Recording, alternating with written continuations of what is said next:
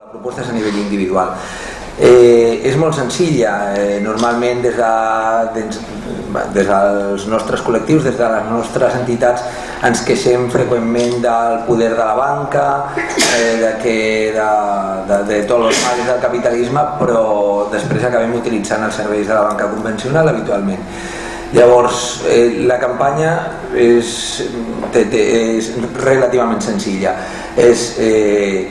mudar-nos a la banca ètica, no tan sols a nivell particular, que se suposa que tots tenim aquesta facultat de fer-ho i és força senzill, no? de deixar de treballar amb la Caixa, amb el BBVA o amb qui sigui, i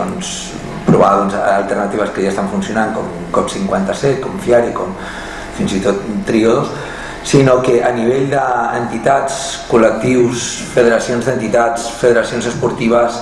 ONGs, AMPAs, associacions de veïns, comunitats de propietaris, etc. Fem un pas per treballar en la línia aquesta. Penso que ja hi ha alternatives prou viables com per treballar fins i tot d'una manera per domiciliar rebuts, com per cobrar quotes, com per fer no només un dipòsit d'uns estalvis o d'una quantitat que puguem tenir immobilitzada en la nostra entitat, en el nostre col·lectiu, que de moment no necessitem per res o aparentment no necessitem durant una temporada, sinó per fer un ús de la banca en un ús més habitual o més seguit, i llavors l'únic seria evidentment decidir per quina de les fórmules, d'aquestes noves fórmules, des de les cooperatives integrals, des de la cooperativa integral catalana es proposa cash, des de diferents cooperatives es proposa COP57, des de diferents entitats es proposa FIARE, i si no, com a última instància, que és el mal menor, o és Trio2 Bank, que com possiblement ja sabeu permet operar amb targeta de crèdit, amb targeta de dèbit, passar domiciliacions de rebuts, etc. Focalitzar en aquelles entitats que tenen un poder de convocatòria o que tenen un poder mediàtic o que tenen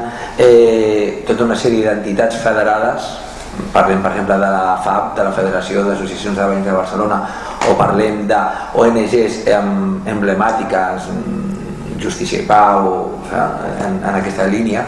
perquè tiressin una miqueta al carro d'aquesta campanya, no? Perquè si aconseguim que ells diguin això de nosaltres també ens mudem a la banca ètica, seria molt més fàcil que les entitats federades o les entitats afins o la gent que simpatitza amb ells que fessin aquesta passa també. És un treball de formigueta, és un treball